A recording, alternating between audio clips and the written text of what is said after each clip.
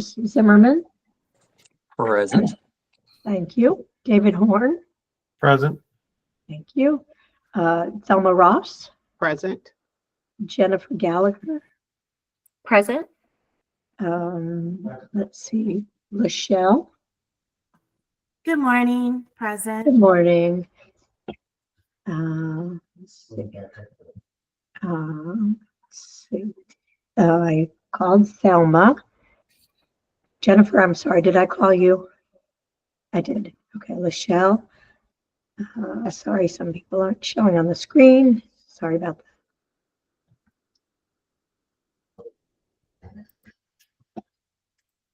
that. Patricia Scott. Tara Dorsey. I know Wanda is not planning to attend. Let's see, Marsha Wilcox.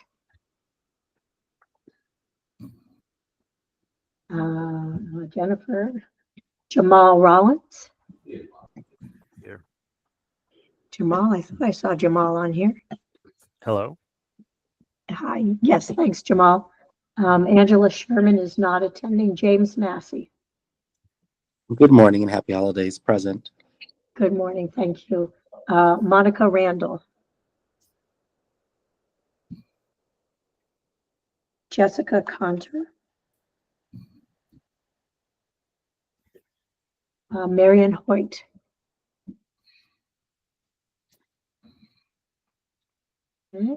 David Horn.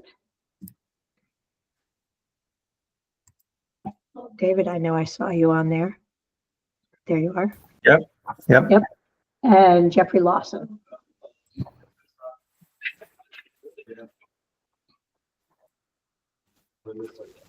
Janice Doyle. Did I miss you, Janice? I know I saw Yes, you. I'm present. Yes, thank you so much. Okay, so we have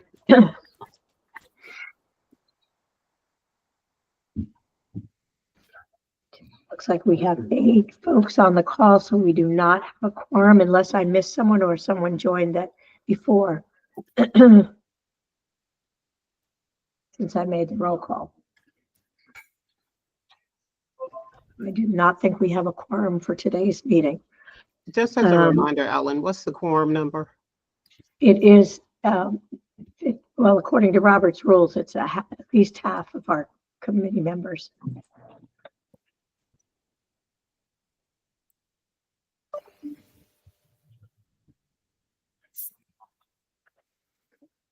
And I understand from my list, we have 18 members. I count 9 here.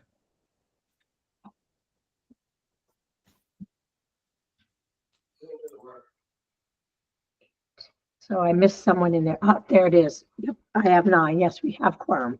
Thank you. Okay, let's move first to the agenda, the minutes from November. Al, are you able to share those with the group? Sure, I can share this. Thank Hold you. on 1 minute.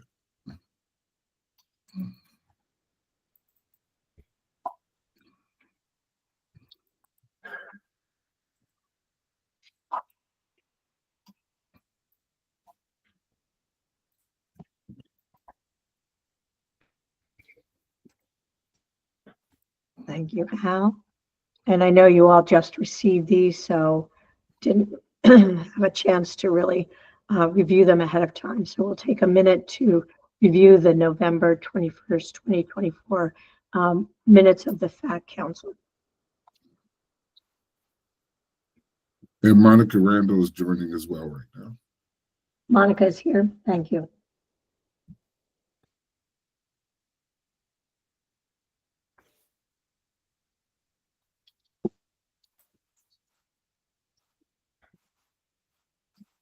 Ellen, Terrence Ross has a question. Thanks, Al. I do. Ellen, before we take the vote, I just have a general question about the notes or the minutes. The minutes as presented just seems to be questions that were asked, but it does not have any detail as it relates to the responses to the questions. Is that standard? Because it just doesn't appear to be standard for me in how minutes generally are presented. Thank you, Selma. I have noticed the same thing. I'm not sure how the minutes are being taken. Is that something Jackie generally does, Al? Jackie has been doing it with the rest of the teams. There are times where when I attend the meeting and I'm able to attend the meeting, I've taken the minutes. So I believe I was not able to attend the last meeting. If there is information that we feel is missing, I will follow up with Jackie to see if there was a recording, if we recorded the meeting. And we can look at that to review the minutes and then come back with new minutes. Yeah, I think the entire, whatever the responses were to the questions are missing from the actual minutes. So there's not a record of what someone said after the question was asked. Okay. I would agree with that, Thelma. I feel as though they need to be a little more comprehensive. I've noticed that in the last two minutes that we've had. They need to be a little more comprehensive. So I would also suggest that we look at the aspect of how we're taking minutes and who's taking minutes, because certain individuals may not be as strong as taking minutes or maybe maneuvering around, especially if Jackie's running the meetings at different times.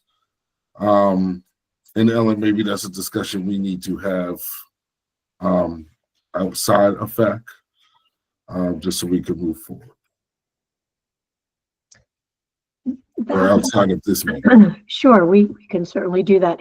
Under the rules of the FAAC committee, are there any constraints with appointing someone to be the secretary? Not that I've seen. There is no mention of a secretary in the rules. So it's just kind of no or not there at all. So I'd like to say something. So this is an advisory council to MHEC. We are not staff. I've said this before and some other things. We are not staff. We are an advisory council to MHEC. It's MHEC's responsibility to support this council. Thank you, Janice. I appreciate that. So in other words, we, the council, should not be the secretary. Thank you, Janice. I appreciate that. Uh-huh.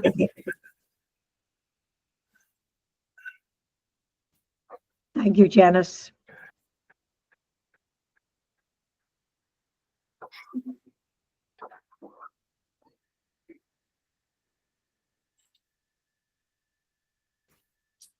So has everyone had a chance to review the meeting minutes? And if so, may I have an approval to approve the minutes? Ellen, I thought, well, I guess would it be approved? Well, I guess you still have to go through the process. So I'm sorry. I guess you still have to go through the process of approving or disapproving. But I figured that based off our discussion, we were gonna bring the meetings back, bring the minutes back. But I'm figuring you still have to go through the approval process. Yeah, Chris has his hand up. I don't know if I'm out of line here, but can I make a motion to table the minutes until we get a revised version with the answers to the questions that are currently listed? Second. Thank you. We'll move forward with that. We'll wait till we get a revised set of minutes and then approve them at our January meeting. Thank you.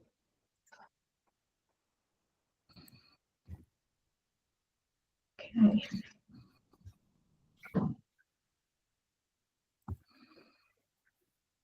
All right. How are you able to share the agenda? Yes.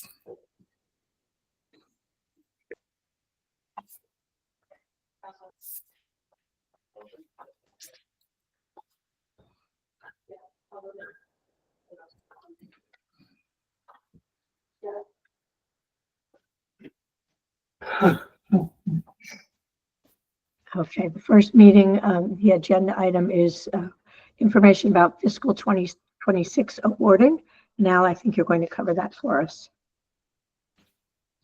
Sure. So for 2026 award, well, for 2026 awarding, as it has been mentioned, MHEC will continue to run the Howard P. Rawlings program as a centralized program, based off recent discussions with the General Assembly and the Governor's Office. Based off that, MHEC is now redoing everything that was taken out before. So verification forms, the award process, the award amount assessment, making sure that all program settings are set up correctly, as well as our task document management for individuals. So based off that, MHEC is projecting that awards will probably most likely take place in May 2025, which is what we identified and notified the General Assembly and Governor's Office prior to them making this decision. We will try to award as early as possible. If we can beat May, we will. But we want to make sure that students are receiving the correct request for documents. We want to make sure that, as we get the FAAC information in with the SAI and cost of attendances, we are awarding the appropriate amount. We will need institutions. Usually we open up in January, February to provide updated cost of attendance. So we'll send out communication on that for the 25-26 award year.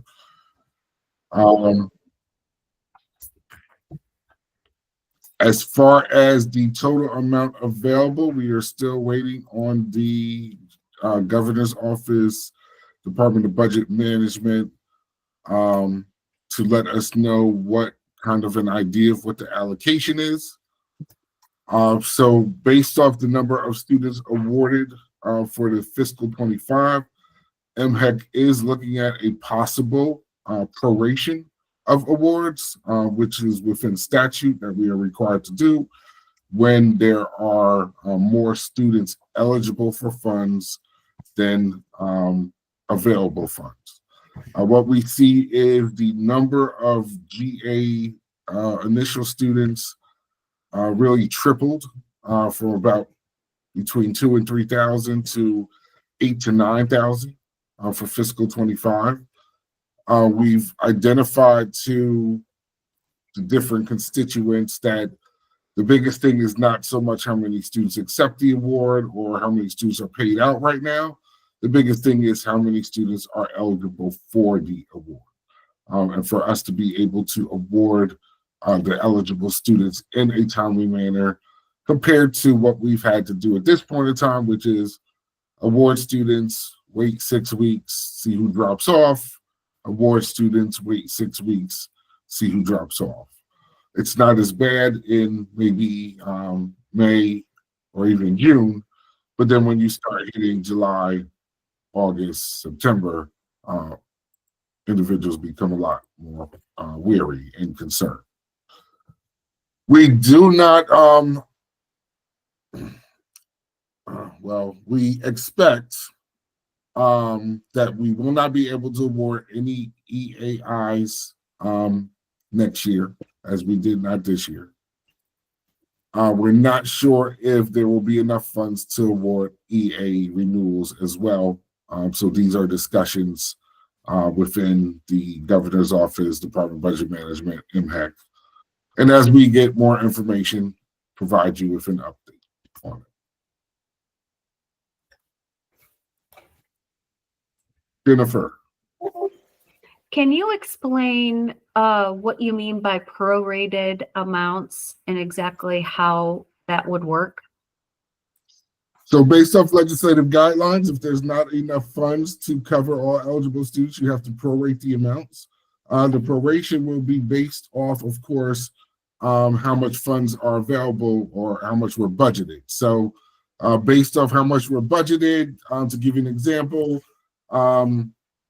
we saw numbers of based off how many students were eligible this year and the budget of 112 million, about $8,000 an award for the maximum award. That doesn't mean that's what we're doing. I'm just giving you an idea of what proration means based off the numbers that were used, that we had available.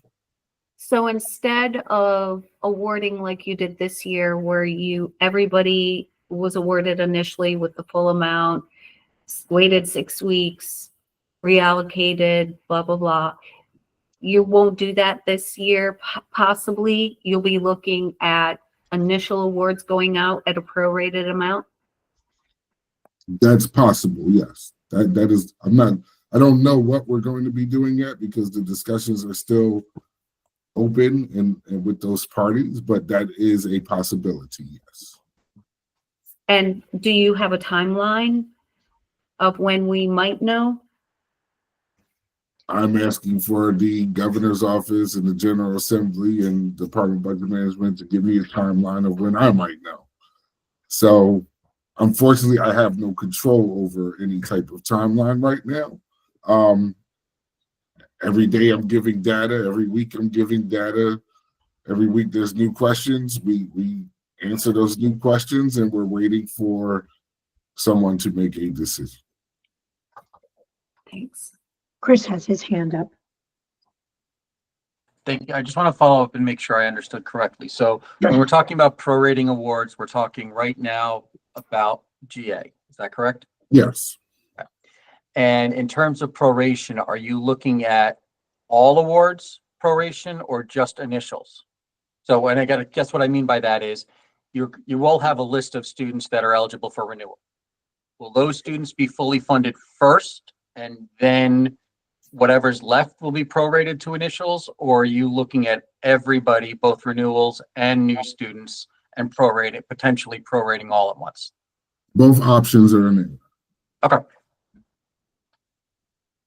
It sounds like there's quite a bit of unknown yet on what's Correct. going to happen. Correct. Okay.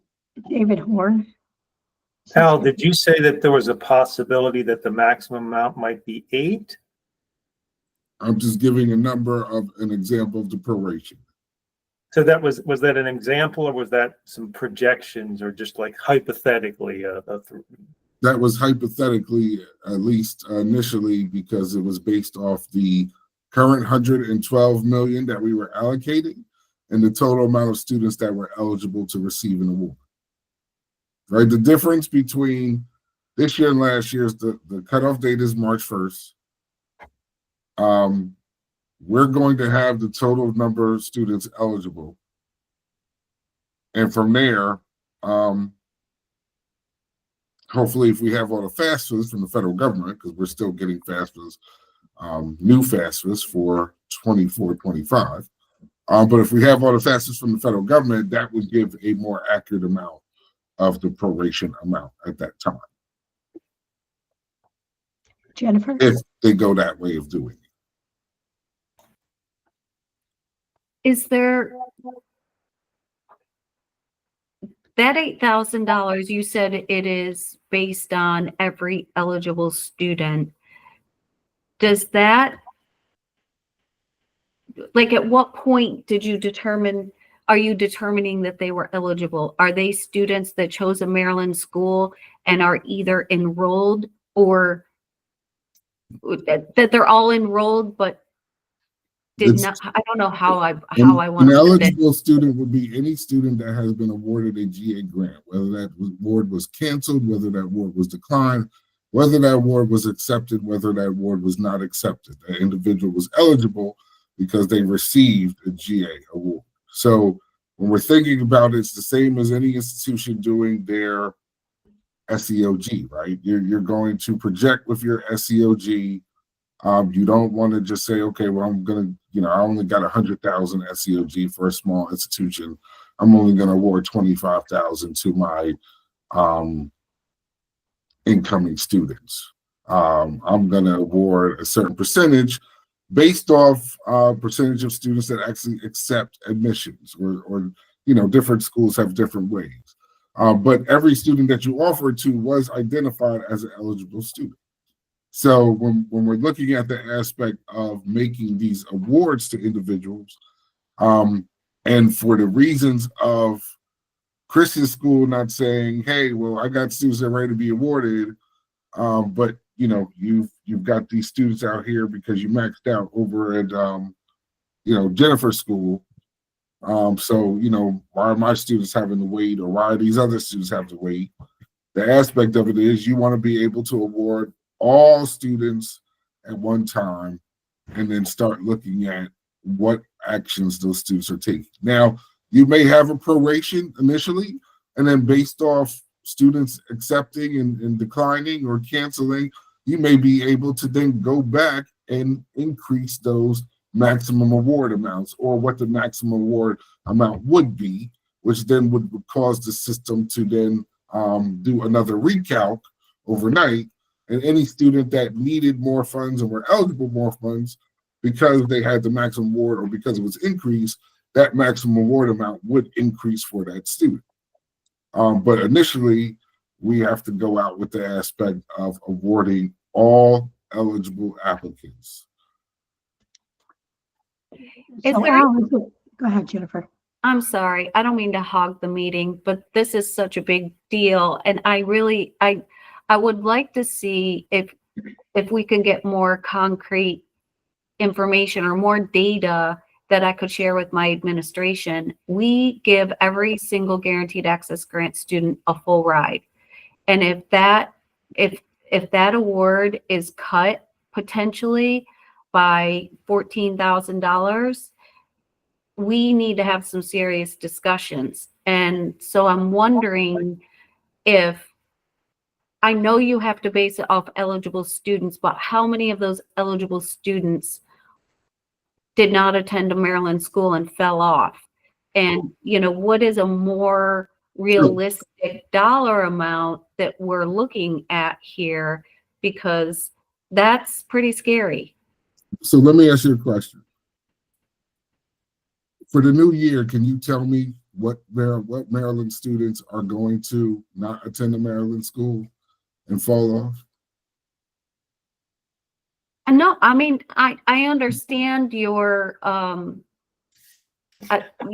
inability to provide, but at this point, you know who is here and who received an award and who didn't because you ran out of money. So, you know, maybe we could get a whole set of numbers for us to be able to look at to. Well, you have that. You have, I mean, I've provided about 5 different reports of GA awarding that have given total amount of students awarded, total amount of students that have canceled, declined, total amount of students that accepted, total amount of students have not accepted. My numbers are, you know, when I say that 8,000 is based off the total amount of students that have been awarded out of those 3 categories. Here's the thing. Nobody can identify next year or before now a student made an action, which one of those students are going to attend a out-of-state university or not going to attend school at all. So the aspect of awarding is, I can't say, well, you know, only these students are going to do this. Right? We do not know. We have projections of those, which I said is, then we can go back as we see certain things doing and redevelop an award or readjust the award up.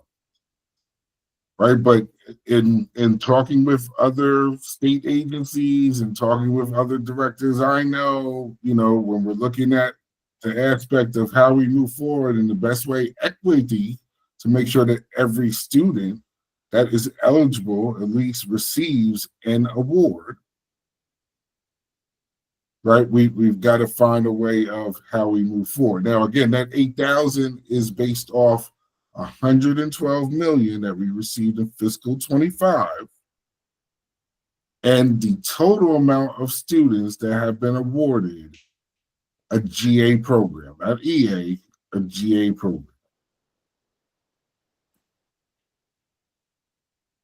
So that 8,000 is just kind of a example of what a proration would be. Please do not hone in on 8,000. Please do not go back to your presidents and say 8,000, because that causes them to go to Dr. Rye, and then I have to explain to Dr. Rye, no, that's not what I said to the FAAC committee. I gave an example of explaining, because these things have happened before. I'm providing an example for us to understand what proration would mean. Based off the discussions with the office, proration may be 18,000. Proration may be 14,000. It's a discussion that has to come from the governor's office, Department of Budget Management, and MHAC to identify a allocation for fiscal 26. And then what is the best proration option for that? Like Chris said, it may be all renewal students with a full amount and the initial students with a prorated amount. There's so many different options that are in the air that we're waiting for someone or some entities to make a decision on. I am just being transparent to provide you with an overview so you're aware of what's going on.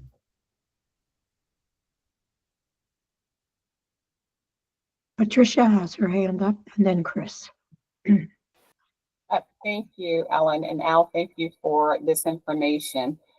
Can you share with us what we as schools could possibly do to help you should you have to prorate? For example, we know that the deadline date is going to be March 1st. How early would we be able to log into the MDCAP system as a school to identify if a student is actually coming? Because we have that information oftentimes before you do. So if we have a cutoff date for students to reply that they're going to come to us, or for students who just decline an offer of admission, how soon would we be able to update that information so then you would be able to run numbers again to determine before you make your awards how many people you're actually working with? That's great right there, Patricia. I think that's something that we can work out. Now that I can start my end on the vendor, but we could work that out during, our next FAAC meeting to really discuss, what does that look like? And I could give more information on when, it could be opened and available so that schools can go through and at least kind of reduce students that will not be attending if that's possible for them to do. So that would help, definitely identify stronger numbers. A discussion has been brought up, and I know people didn't like it, but I mean, really with everything that's going on, discussion has been brought up to, in the future, have a supplemental application like some states do for every student. That way you would get more than just students who complete the FAFSA. You would get students that actually are identifying that they want to apply for, state aid. So, those are different discussions there, and I think it's going to grow with the discussions and how the programs review look overall. I just think this is causing larger entities to get involved in our state program. But that is one idea that I'm definitely open to. If you guys have any others, share with us and we can see how we move forward. Great. Chris has his hand up, and then David. So Al, I appreciate you providing the what if scenarios. And I know that we don't want to focus on the specific dollar amount that you gave, whether it's 8,000 or 14,000. But the larger issue that I believe Jennifer brought up is the institutions do need to have some sort of an idea of what that potential shortfall is, so that not only are they able to work on budgeting for their own needs and their institutionally, internally, but also, and as Patricia said, what can we do to help advocate for the increased funding that's needed? So I think that's kind of where some of us we're kind of looking in terms of what can we do to help to do that, rather than, because I'll be honest, even if we don't have dollar amounts and we just present to our administration, hey, there's a chance that there are going to be cuts, the first question that's going to come back to us is, what is that potential cut going to be and how do we plan for it? So while we don't want to focus on the 8,000, you could have said 10,000, you could have said 12,000, and that's what we would still be focusing on.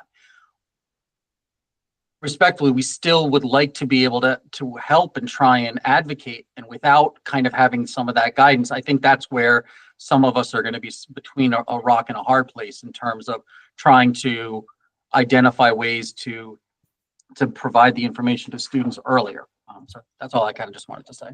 Right, and I do understand that. I'm giving you as much guidance as I have, honestly. So it's the same as if MHEC sent out a letter or notification saying there'll be some cuts and didn't give you any additional information. And then you reported and they said, okay, what are we talking about? And you didn't have that information.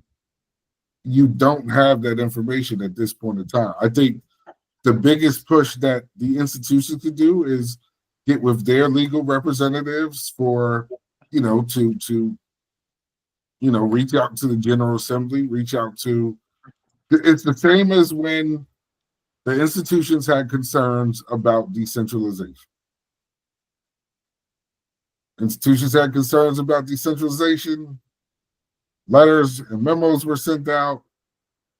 Now MHEC is no longer decentralizing GA. So what approach can the institutions take? They can send those same letters and memos out because, and the biggest thing is they can identify that within legislation, it indicates that if there are not enough funds to award all eligible applicants, it requires the awards to be prorated. Now, I definitely could share what legislation that is in, if that would be helpful.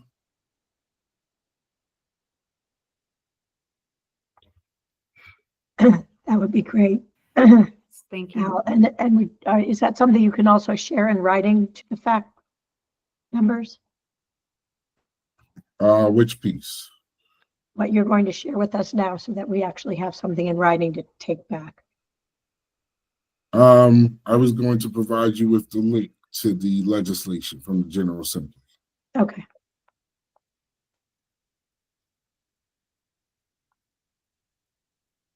And David, do you have a question while Al is pulling that up, or a comment?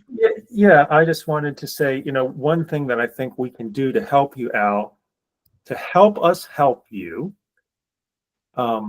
when, May 10th, May 15th comes around, I will know every freshman who did not accept by our admission deadline. And I would like to be able to report to you, they are not coming. That helps you.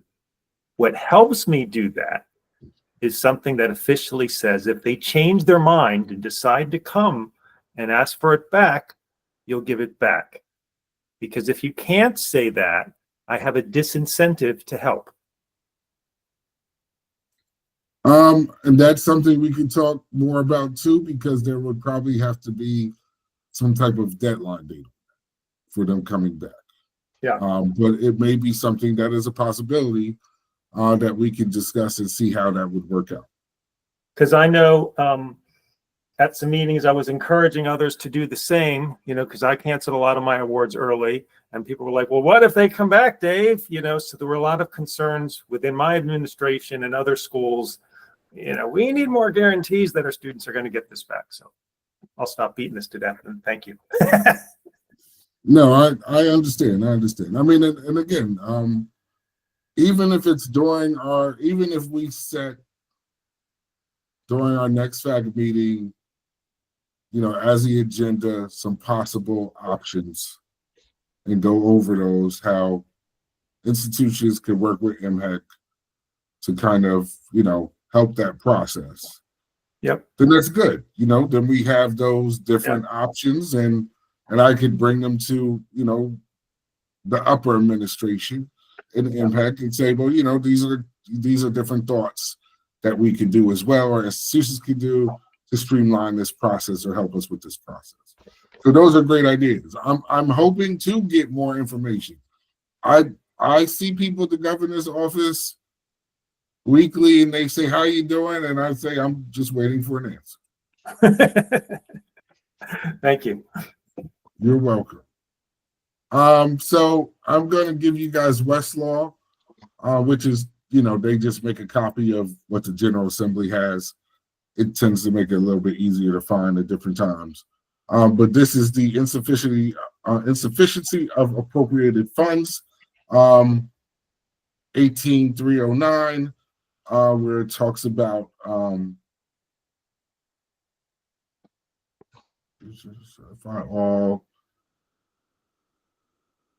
percentage of the award and proration. That URL that you're on, could you just drop it in the chat? That's what I'm about to do now. Thank you, sir. Thank you.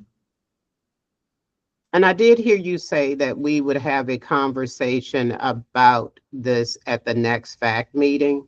Yes. Okay, good. Because I would like to unpack what David just said about at the next FAAC meeting about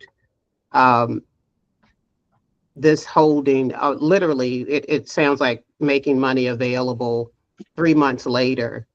In May, David says the student isn't here, but in August, the student decides that they are going to come to a particular school and they still have the benefit of whatever the thousands of dollars were that were off the table, but then they're back on the table for this student 3 months later.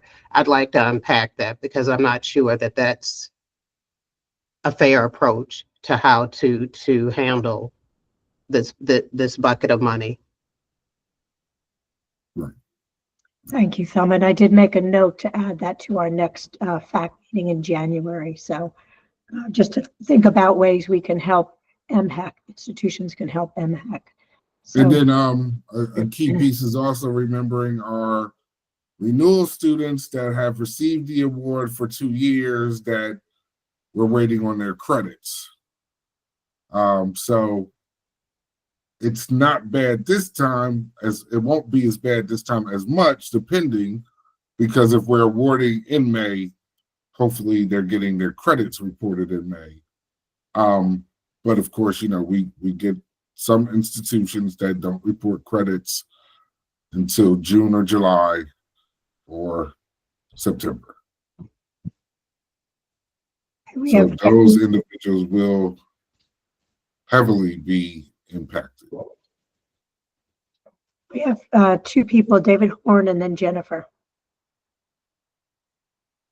So I'm just curious about the sort of using this link to lobby, to advocate, whatever. Like, it doesn't seem realistic to say, oh yeah, just delete this thing and like, no matter what we spend, we're going to pay it. I mean, don't we have to ask for more money rather than deleting this? I mean, right. I'm not saying I never said delete this. Okay. Let me make that correction there.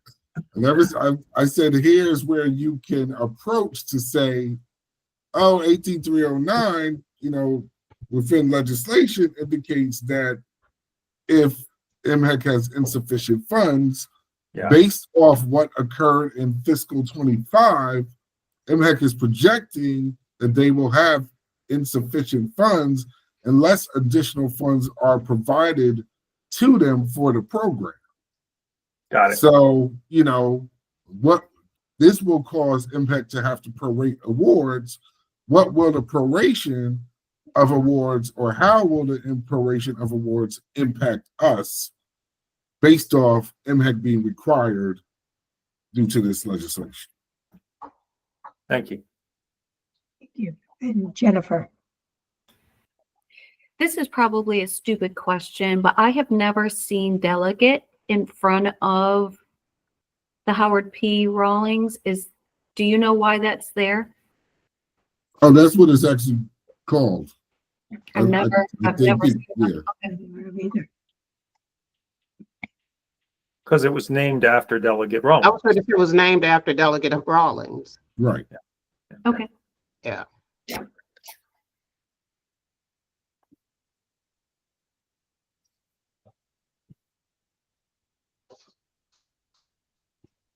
Any other questions, comments?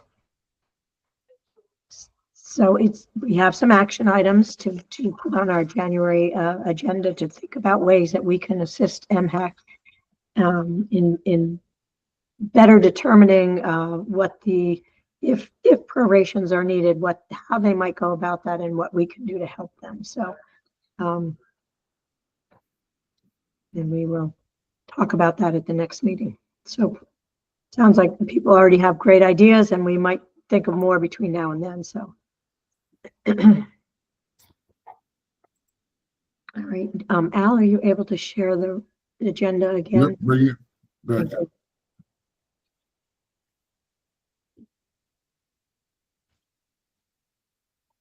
So the next agenda item is the 2024-25 county plans.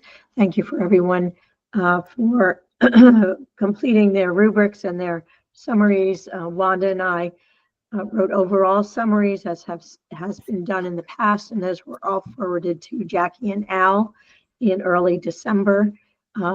And Al, maybe you can speak more to this because you all are the ones that heard about that, but we did hear from MSDE that they'd like to have another listening session or question and answer session about the county plans. Are you able to expand any more on that, Al, since that request Sure. came to you and Jackie? Yep, sure. And thank you, Ellen.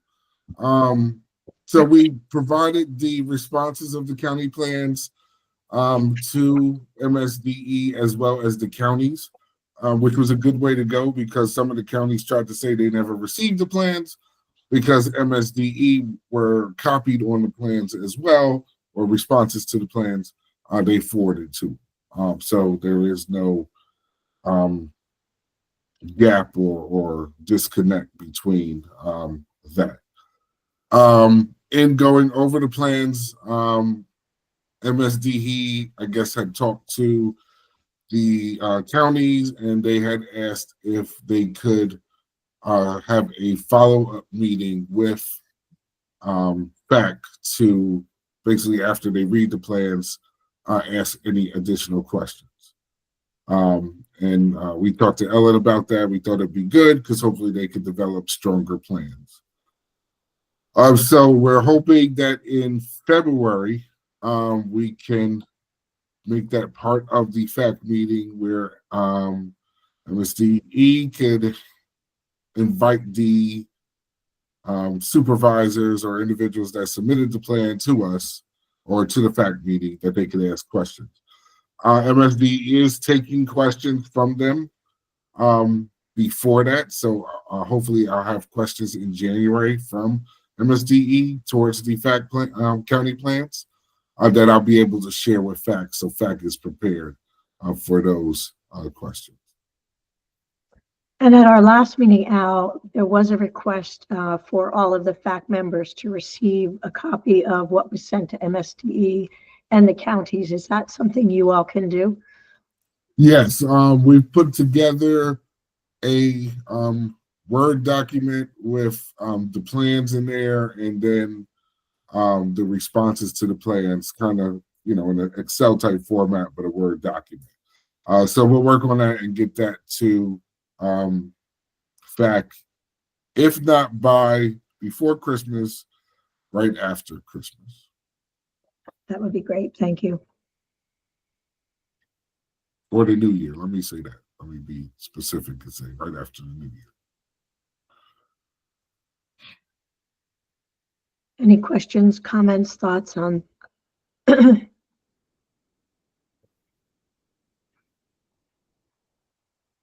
Okay, we'll move to open discussion.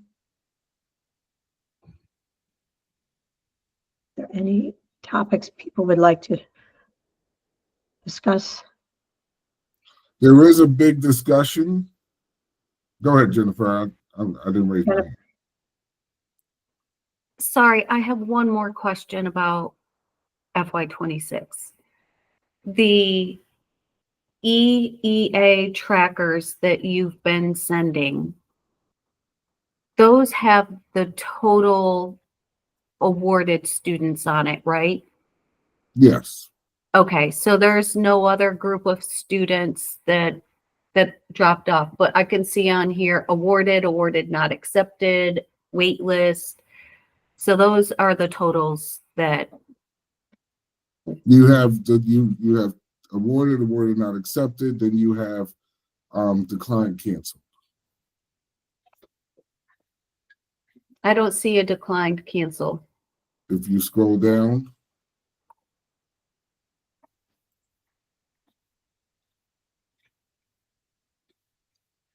I see awarded not accepted, and then we have a wait list. And then on the third page, it's remaining funds, but I don't see a decline. hold on real quick, let me look. I thought that was part of the report. If not, I can add that to you. That's just adding those two pieces. I'll do that to the next one I'm going to send out, which I'm going to try to get out this week, and that'll be the final one for this sheet, for at least this year, 2024. Okay, thank you.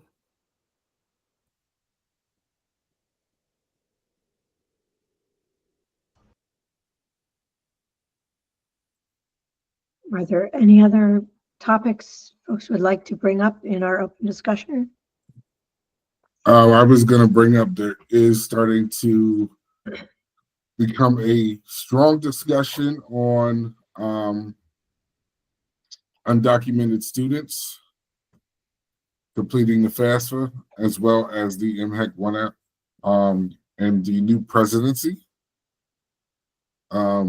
That may be something that will also reach out to the institutions on, because there is a concern that federal dollars will be reduced to institutions that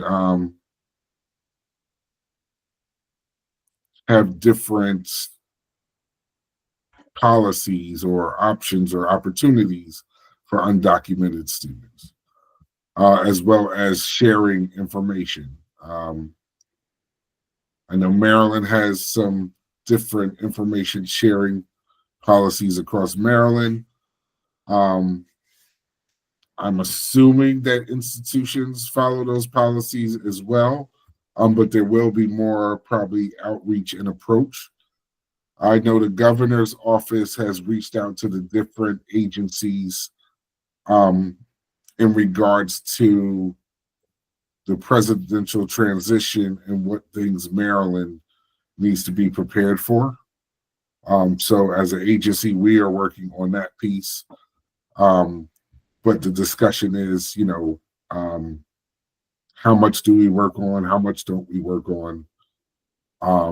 What involves us? What doesn't involve us? What do we have authority on? What don't we have authority on? Certain things like loan changes or gainful employment reporting, how the presidency changes or the transition changes those things. So just wanted to put that out there. But the first piece, of course, is which all states are starting to kind of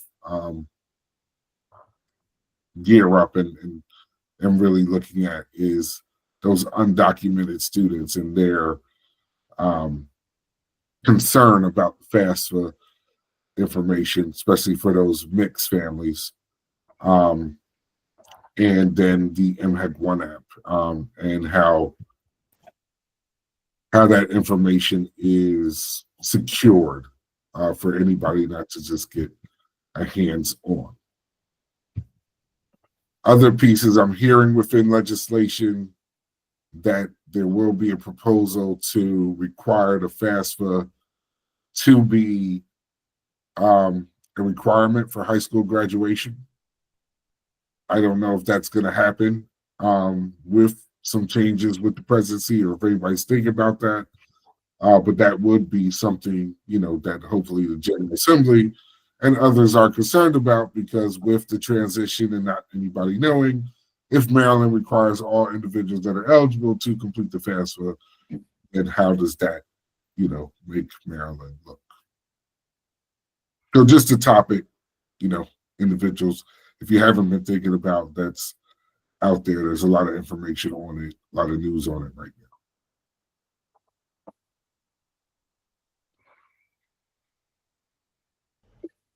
now. Thank you, Al. James has his hand up.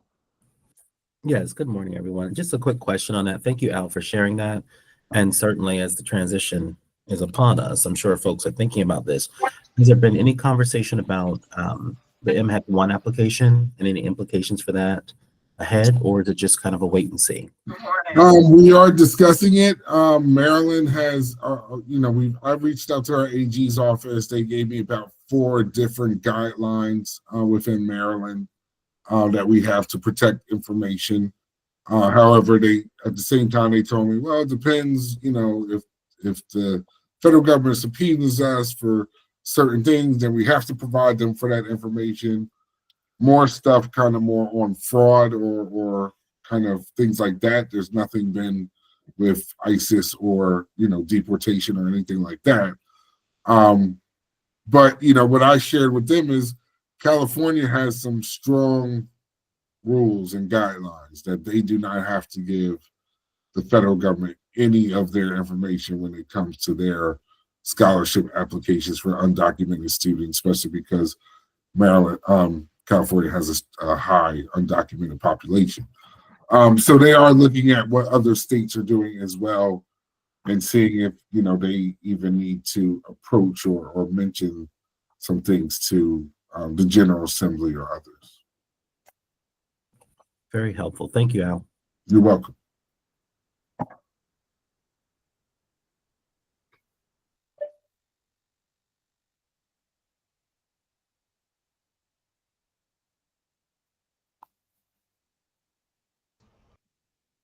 Any other open discussion items?